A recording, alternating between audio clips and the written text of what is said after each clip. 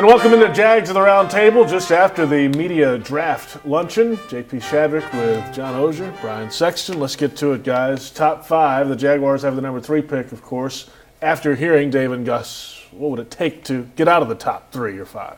Well, it sounds like it's going to take a lot, and yet at the same time, I was listening to the same thing you guys were listening to and hearing Dave talk about how hard it's going to be for a team to get up and how he doesn't, you sort of got the idea there's not going to be a trade.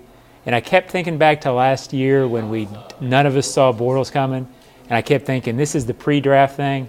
Maybe he's just aligning for a trade. So again, you never know, but based on that, I would think no trade, but we'll see. Well, there's a handful of difference makers in the draft, and that term was used over the course of the luncheon. The question mark is there another difference maker somewhere outside the top 5? I mean, maybe he's just trying to draw people up with the term difference maker. Hey, it's going to cost you. And he did talk about losing leverage. Personally, I think you can sit right there at number 3, and whether you're talking about, a defensive tackle, a defensive end, a wide receiver, you can find a difference maker, and I think we'd all agree this team needs it. Yeah, I liked hearing that because I've been saying all along, don't trade back if it's going to lose a guy who's an impact guy who other players on this team go, wow, that guy can play.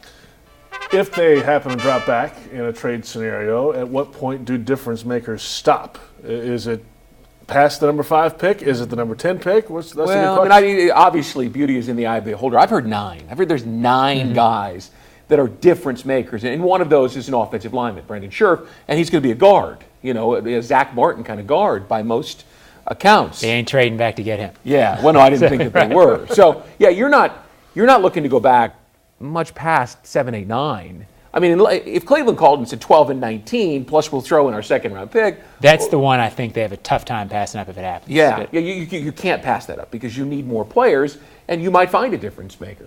Who slides, who slips down, and who do you like? But, there are thought to be 8 or 9 difference makers, true difference makers in this draft. It was interesting to hear Dave talk about he wants a difference maker over a couple of solid players. And what you wonder about your scenario just laid out, does he think 19 is just solid, or is it a difference maker? And I think that's going to be what he wrestles with. He laid out the idea a little bit after everything sort of broke up that maybe you could go back a few spots and still get a difference maker, and that might be enticing. Then all of a sudden you could get back into the first round. I'm putting words in his mouth. Maybe you get back in the first round for a running back. But again, I don't think you can go back further than about 6 and get the kind of player they're talking about. Of course, if you're good at what you do, I think we'd all agree Justin Houston is a difference maker. Sure. Led the league in sacks. He was the 70th pick of the draft. They're not trading back to 70, JP. Well, all right, they're not. I'm glad I could tee you up for that. You can find difference makers all over the draft, there's no doubt. But you want to get the most value for your first round pick. And, of course, everybody has that one guy they really want. But if that one guy's gone, what's plan B? I know who your one guy is. Leonard Williams is off the board. At 70. No.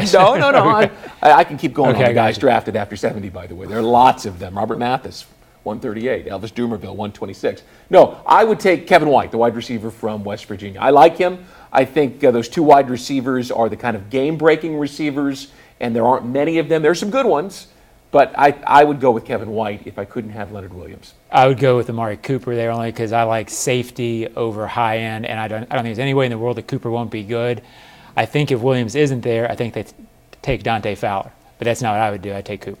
We are less than a week away from the first round of the 2015 NFL Draft, and that's it for today on Jags of the Round Table.